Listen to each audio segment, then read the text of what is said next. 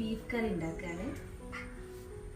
500 gram ബീഫിന് വേണ്ടിയിട്ടുള്ള ചെറിയുള്ളിയും പച്ചമുളകും ഇഞ്ചി വെളുത്തുള്ളി പേസ്റ്റും തക്കാളിയും കറിവേപ്പിലയും എല്ലാം റെഡിയാക്കി വെച്ചു.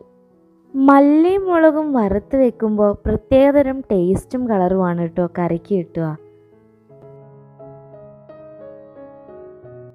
വറുത്ത് വെച്ച് മല്ലിയും മുളകും മഞ്ഞപ്പൊടിയും ഉപ്പും കൂടെ ചേർത്ത് നന്നായി കുഴച്ചിട്ട് ബീഫിലേക്ക് മാറ്റാം.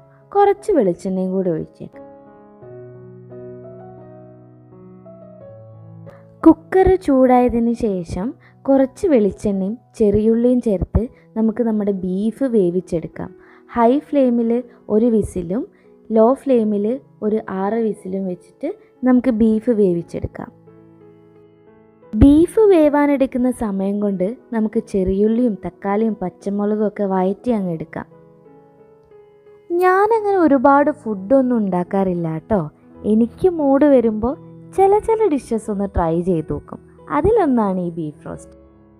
പൊതുവേ ഞങ്ങൾ ബീഫ് റോസ്റ്റ് ഉണ്ടാക്കുമ്പോൾ അടുപ്പിലൊക്കെ ഉരുളിയിലൊക്കെ വെച്ചിട്ടാണ് ഉണ്ടാക്കാറ്. ഇപ്പോൾ നിങ്ങൾക്ക് ഈസി ആയിട്ട് എങ്ങനെ ഒരു ബീഫ് റോസ്റ്റ് ഉണ്ടാക്കാമെന്ന് കാണിച്ചു തരാൻ വേണ്ടിയിട്ടാണ് കേട്ടോ ഈ വീഡിയോ ചെയ്യുന്നത്. ബീഫ് ദേ റെഡി ആയിട്ടോ. ഇനി നമ്മൾ ഈ വഴറ്റി വെച്ചതിലേക്ക് ബീഫ് മിക്സ് ചെയ്ത് നല്ലപോലെ ഇളക്കി കുറച്ച് കുരുമുളക് പൊടി കൂടെ ചേർത്ത് മൂടി വെക്കാം. കുരുമുളക് ഞാൻ കുറച്ചധികം കൂടെ ഇടുന്നുണ്ട് കേട്ടോ. നിങ്ങളെ പാകത്തിനനുസരിച്ച് കുരുമുളക് ഇട്ടാൽ മതി. ദേ ഇവിടെ പുറത്ത് നല്ല മഴയാണ് കേട്ടോ. വെന്ത് വന്ന ബീഫിലേക്ക് കുറച്ച് ഗരം മസാല കൂടെ ആഡ് ചെയ്യാം കേട്ടോ. എന്നിട്ട് നല്ലപോലെ ഇളക്കുക. നല്ലപോലെ ഇളക്കിയതിന് ശേഷം കുറച്ച് മല്ലിച്ചപ്പും കൂടെ നമുക്ക് ചേർക്കാം. ഒന്ന് നല്ലപോലെ ഇളക്കിയതിന് ശേഷം ഒരു 5 മിനിറ്റ് നമുക്കിതിനെ റെസ്റ്റ് ചെയ്യാൻ വെക്കാം. മഴയൊന്ന് തോർന്നപ്പോഴേക്കും നമ്മൾ ബീഫ് കറി റെഡിയായി.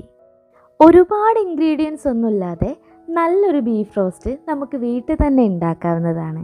അപ്പോൾ എല്ലാവരും ഈ ഒരു ഐറ്റം ട്രൈ ചെയ്ത് നോക്കുമെന്ന് ഞാൻ വിചാരിക്കുന്നു. Bye guys.